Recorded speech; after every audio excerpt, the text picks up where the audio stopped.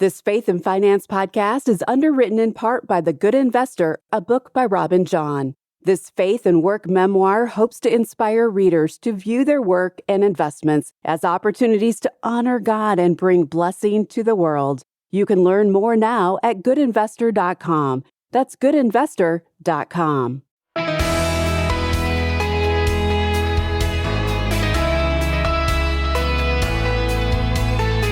Blending a family takes grace, and so does blending your finances.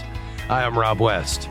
When couples merge families, they're also merging priorities, habits, and sometimes financial baggage. Ron Deal joins us today to show us that with honesty and a shared vision, what begins as a challenge can become a source of strength for blended families, navigating both money and marriage. And then it's on to your calls at 800-525-7000. That's 800-525-7000. This is Faith and Finance, biblical wisdom for your financial journey. Well, we always love when Ron Deal joins us. He's author of several books, including one he co-authored with Greg Pettis and David Edwards titled The Smart Step-Family Guide to Financial Planning, Money Management Before and After You Blend a Family. And it is my go-to resource. If you have a blended family trying to navigate money, this is the one for you. He's also written a featured article on this topic in the latest issue of our magazine, Faithful Steward. Ron, great to have you back with us. Oh, man, it is always a joy and a privilege to be with you. Thanks for having me. Oh, we look forward to it each time. Ron, you began your article in Faithful Steward with a humorous story about a man who seems ready to propose, but instead asks for a credit report and a prenuptial agreement. It's a funny moment, but it carries a serious message. So why is it so vital for couples, and especially those entering blended families, to have an honest conversation about money early? Yeah. And, some stories are made up just to make a point. That was actually based in reality. So really? that fun story, difficult situation. Basically, She thinks he's getting ready to pop the question. He's really trying to dig into her financial background and figure out whether they should continue the relationship. Talk about awkward. That was definitely awkward. But, that's rooted in some important ideas that what's below money are often lots of questions. And for blended family couples, life has already taught them that marriage is not forever. Unfortunately, because of a death of a spouse or a divorce, they've already learned that. And so there's this sense of trepidation, like how deeply do I invest in this new relationship? And money is often the place where those questions show up. And so getting to those conversations and moving through them is really important. Well, as we often say, money issues are heart issues. So what presents itself as a money conversation is so much deeper below the surface. Blended families, as you well know, Ron, bring layers of complexity, different traditions and loyalties and financial habits all merging under one roof. So how do these deeper relational dynamics influence the way financial decisions are made?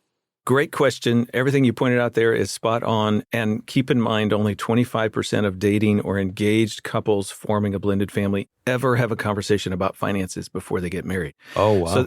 So they don't think about it, or they avoid it, whatever that is. They underestimate a lot of what they need to uncover.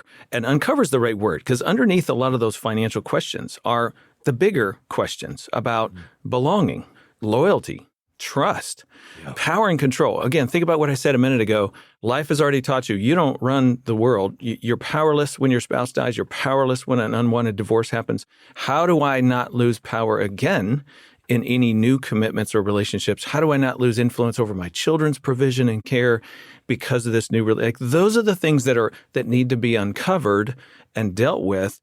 Otherwise, those issues are going to remain. Just a quick story to illustrate this. I heard from somebody just recently, after 25 years of marriage, 25 years, these are two high quality, high caliber functioning adults, right? Both work at World, and 25 years. And she writes to me and says, how do I know he's going to take care of my kids? Because it seems like throughout our life, we've both contributed equally to our expenses, to buying a house, to et cetera, but it always feels like his money at the end of the day is going to his children, not necessarily to my children. How do I know he'll provide equally for them? And I'm thinking, after 25 years, you have not answered that question. Yeah. it's still residue from the past that's looming in the present. You got to get to the bottom of all that. Wow. Yeah, that is well said, and you are exactly right. Well, when we come back from this break, we're going to continue to unpack this, especially around one of the flashpoints that come up with blended families and money, and that is inheritance and wills and prenuptial agreements when we're bringing assets in from a prior marriage and we have kids. Ron has a different kind of agreement he's going to share with you that I think ultimately will drive toward unity, and that's the goal here. Ron Deal with us today. He's the author of The Smart Step Family Guide to Financial Planning, along with Greg Pettis and David Edwards. He's also the author of an article on this topic in Faithful Steward. Stay with us.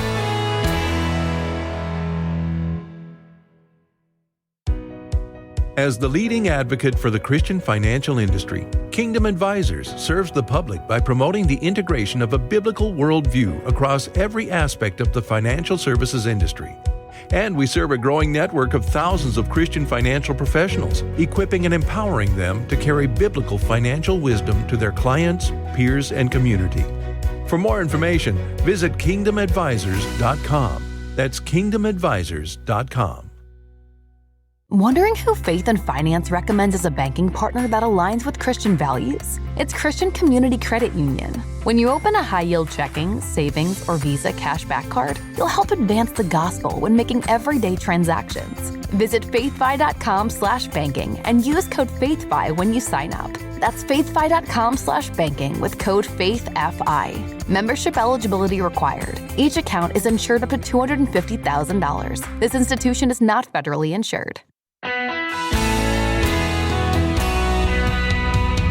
Great to have you with us today on Faith and Finance. I'm Rob West. With me today, my friend Ron Deal. We're talking about creating a shared vision for blended family finances. You know, I've talked to enough families and couples over the years to know that this is really a challenge, or it can be, but it doesn't have to be. And the key is finding togetherness and unity, but it often comes with a lot of conversation, and that conversation needs to happen before you get married. Ron's going to give you some handles for that today. And Ron, we shared a couple of stories before the break, and I know you have another story about a couple named Sandra and Dave.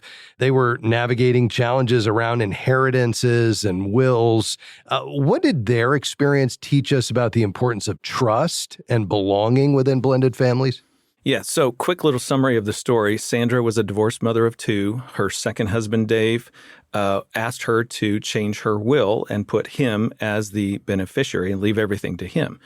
Now, a couple of backgrounds. Dave didn't have any children of his own, had not been married before, so asking Sandra to do that seemed really simple and straightforward to him. Yeah. You know, we love each other. We're in oneness, covenant relationship. So, you know, just leave it to me and I'll take care of your kids and everything if you were to pass away. Yeah. But for Sandra, her concern was she and Dave, like a lot of couples these days, got married later in life, 60 and beyond, and her children are adults. And so they never really had a bonding period with Dave. He's just, to them, he's just mom's new husband, sort of a thing. You know what I'm saying? Sure. And it's not that they don't get along or that they have excessive conflicts. None of that. It's just there's not a deep connection or bond there. So in her mind, to put him in charge of everything and then provide for his adult stepchildren with whom they don't really have a super close relation just didn't make sense to her, right? Yep. So what's behind all this? Well, it's that, how do I know that what I have in store or in mind for my kids, my family, and my inheritance will be shared by you, and that you will do with it things that I wish that you would do with that, right? So it's that trust issue. It's that loyalty stuff that we talked about before the break. You gotta move through those hard questions because you can't answer the financial questions until you answer the relational questions. Yes. Ron, is there a way to do this in a God-honoring way? And is it even appropriate to say, I've got kids from a prior marriage, I've got assets that were created, maybe even a business, and, I want to have a way, to be able to make sure that my assets, at least created prior to our new marriage, going there. Is that okay as a Christ follower? Absolutely. I think there are a lot of good ways to find oneness. Oneness is about your agreement. It's not necessarily about where the financial monies flow. All right. Yeah. So, for example, we created, and what we recommend to couples is they create a togetherness agreement. Okay. Now, Greg Pettis, one of my co-authors, says we took the prenuptial agreement, we turned it upside down, and we shook out all the animosity, and we kept the part that's good and helpful, and then we infused it with this idea of come together as a couple, negotiate how you're going to provide for you, children, the other household, wherever kids are moving, whatever money's responsibilities you have, come together, figure out how you're going to provide for that, and find agreement. Now, this is facilitating togetherness, not separateness. We all know prenups sort of say, this is what you're not going to get if you divorce me or leave me or we're not together anymore. And a togetherness agreement says, this is what I'm going to do for you out of love and respect and admiration for you and your children. It's a mutual agreement about how money flows. That is getting to the heart of the matter, these trust issues, loyalty, belonging. It's deciding how money's going to flow together. No one person gets to dictate how the other person's going to handle stuff. And the net result is we feel better about us. We feel better about how we've provided, and we know where the money's going to flow, and we can rest. We can drop our shoulders, and we can just say, all right, I'm invested in you. You're invested in me. Clearly, we've got this thing together. Let's move forward with this plan. Yeah, that's powerful. Let's take it one step further and draw a distinction between a prenuptial agreement and a togetherness agreement. I love what you all say is that a prenuptial agreement is something done to your spouse, while the togetherness agreement is something done for your spouse. What do you mean by that? Oh, well, clearly, this is how I'm going to provide for you, provide for your children. Understanding your needs and desires. Maybe you've got living parents. We gotta be mindful of all kinds of responsibilities that people have, depending upon their age, the age of their children, so on and so forth. Businesses, you mentioned that. And so this is the with strategy. Yeah. And that's so important because when people feel like there's you're looking out for you, not us, then you're withholding. And now I'm not sure I trust you again. And so all of those old patterns and issues, maybe even from previous relationships, bubble up to the surface and begin to erode our ability to invest and lean in to one another. At the end of the day, this is creating emotional safety. And safety is what facilitates bonding in blended families between step-parents, stepchildren, but certainly, absolutely, within the couple itself. Ron, we've said a lot of conversation needs to occur, and ideally a good bit of that would come prior to you all entering into the marriage relationship. You say take inventory, both emotionally and financially, before you put even a togetherness agreement in place. Why is that the important first step? You guys know, and I'm sure you say this all the time, you have to know where you are before you can figure out how you're going to get to where you want to be. Yeah. And so taking inventory is every layer of that, the emotional stuff, the relational stuff, but also what's my debt? What's your debt? Where are we financially? Where are we trying to head? Then you can begin to figure out what's the path to get there. Keep in mind, we say blended families are born out of loss, meaning death, divorce, something has happened that's led up to a single parent situation, now a recoupling and a blended family. We just want to make sure that the loss doesn't dictate the togetherness. Yes. And so it's lots of conversation. It's an honest reflection on where you've been, where you want to go, what your hesitations are, what your guardrails are. All of that helps couples come together, avoid repeating old patterns, but very importantly, that togetherness agreement process is a bonding and a merging of who they are. And that's what's really going to be the foundation for the relationship going forward. Yeah. We talked about how money should be handled with respect to kids being brought into the marriage. What are a few other topics that need to be talked about, discussed, and a part of this agreement? Yeah, there's many, and we really flesh those out in the book. But joint accounts, separate accounts, how about money that needs to flow to the other household for co-parent payments to the other their home, for example, or previous debts, how are we going to cover those, retirement savings, insurance plans, investments, Social Security, and then the everyday stuff regarding kids. How are we going to prepare for college and cars and computers and the various expenses that we have just in raising children? It's really there's a lot of topics. It depends on where you are in life and what you're looking at down the road. Yeah. We've got 20 seconds left. Finished with just one piece of encouragement for somebody thinking, we can't do this. Oh, yeah, but you can. You can. And financial planners are often helpful because they're going to help you get creative about where money goes and how you use it to care for one another, provide for each other. Sometimes, if you're like me, you don't know all that stuff. You need somebody to give you some guidance. But here's the thing. God's going to give you the grace that you need because submit it to Him, let Him show you and teach you. And this process can help you grow yourself up and grow your relationship. What a beautiful vision for a God-honoring marriage. Ron, thanks for your time today, my friend. Thanks for having me. That's Ron Deal. He's the author of The Smart Step Family Guide to Financial Planning. Pick it up wherever you buy books. Your calls are next. 800-525-7000. We'll be right back.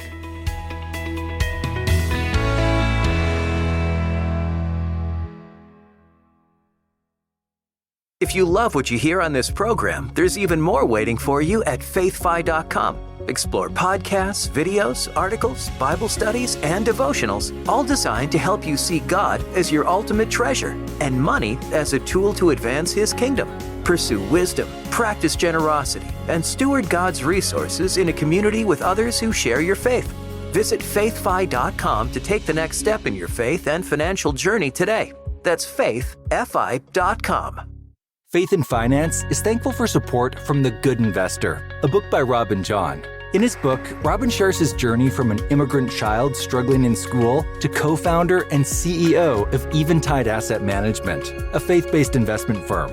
This faith and work memoir seeks to inspire readers to view their work and investments as opportunities to honor God and bring blessing to the world.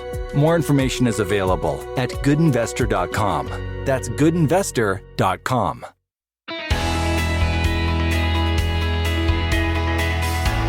Great to have you with us today on Faith and Finance. We're taking your calls at 800-525-7000. Let's head to Louisiana. Dana, go ahead. Hello. Let's see. I'm calling just to relieve myself of a question that's been pondering.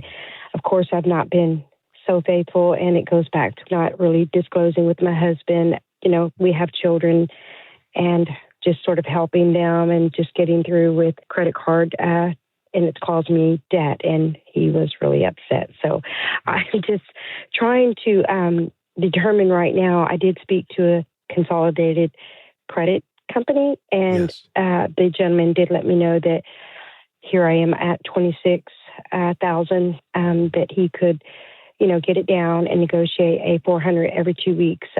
Right now, I'm just curious if that would be something that would be, it sounds good, but is it trusting, or are there any drawbacks on that I should be aware of? Or he said, 10 to 12 years, and I could get you out of debt for 4 years, in 4 years. Yeah. So I'm just not sure. Totally understand. Let me just first, Dana, say I really appreciate your call. I know this wasn't easy. This is a difficult situation. I know something that's probably weighing heavily on you.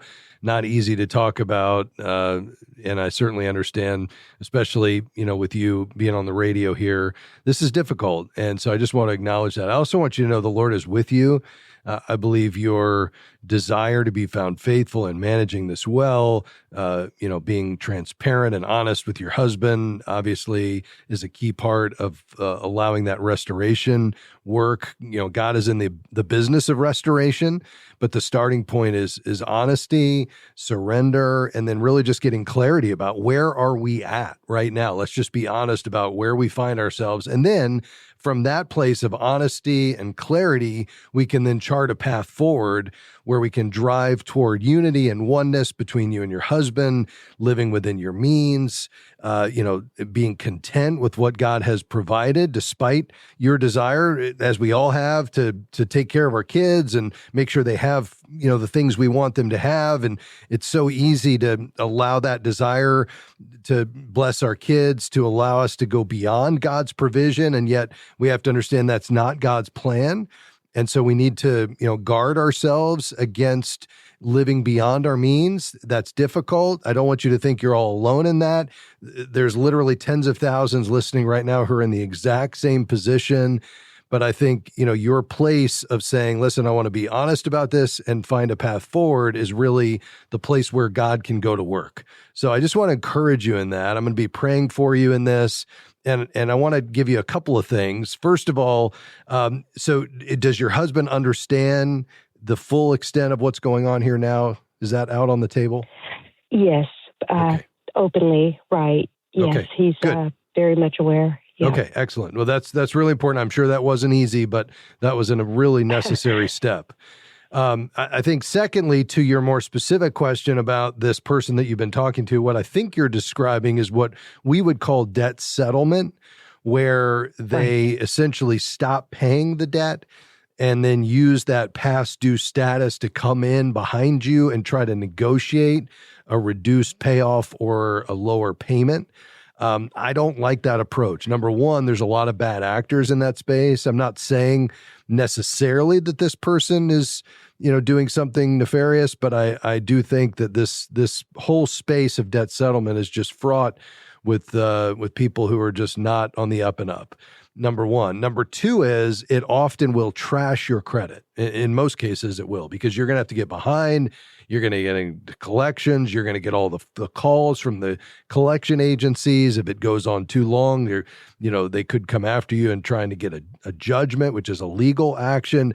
This is just not the preferred way to go. So what is? Well, my approach to this is what's called debt management, which is very different, because you stay current with your creditors. There is no part of this that causes you to get behind or past due. Essentially, every credit card company has what they call a credit counseling department, but you can only access it through a nonprofit credit counseling agency. And our friends at Christian Credit Counselors that we've worked with literally for decades at Faith Fi, and then before that at Crown and Christian Financial Concepts, are Christ followers, and they're phenomenal, and they'll help you get out of debt 80% faster. You'll end up paying it in full, and you never get behind. In fact, if you're at any stage of being delinquent, when you go into the program, it gets re-aged. So you're immediately brought current. Now, why is it so effective? Well, the two things. Number one is you will have a monthly payment that's probably about somewhere between 2 and 3% of the balance. So if you've got $26,000 in credit card debt, it may be $650 a month, 2.5%, and you're going to have to be able to afford that, and they'll work with you on your budget, but they're going to drop the interest rate. See, each credit counseling department at each of these creditors has a lower rate that they offer through credit counseling, usually somewhere between 0 and 10%. And the combination of that level monthly payment through Christian Credit Counselor, and then they send it on to each creditor, plus the lower interest rate is going to help you pay it off 80% faster. We just had a call the other day. I mean, we get these every week from somebody saying, it was incredible. I'm finally out of debt. It worked. These people are amazing. So this is the way to go. Now, I realize you're going to have to be able to make the monthly payment. You said this person was saying, I think I can get it down to $400. I'm saying $650. But, let's start there, because I really don't want you going through debt settlement. Does that make sense? Yes, it does.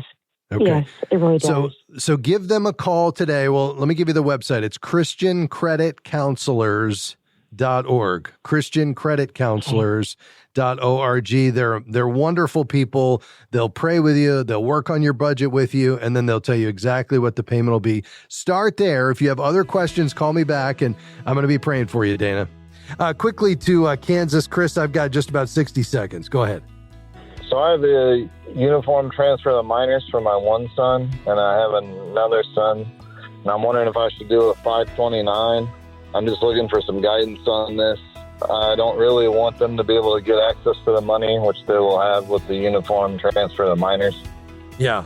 It's a good question, and you can transfer funds from a UTMA to a 529. You'd basically set up a custodial 529. And so since the UTMA belongs to the minor, the 529 plan also has to be set up for the benefit of the same minor. So it'll be a custodial 529, meaning the minor will remain the owner of the funds and control the account, which it'll transfer to them at the age of majority. So if the minor at the age of majority decided to pull the money out, they would lose the benefit, of the tax-free growth and still be able to use it for some other purpose. So I think you just need to make sure it's going to accomplish the purpose you want, because at the end of the day, you're still not going to be in control of it. So hopefully that gives you something to think about there, Chris. Unfortunately, I'm out of time. May the Lord bless you, sir. Big thanks to my team today, Devin, Robert, and Taylor. We'll see you next time. Bye-bye. Faith and Finance is provided by FaithFi and listeners like you.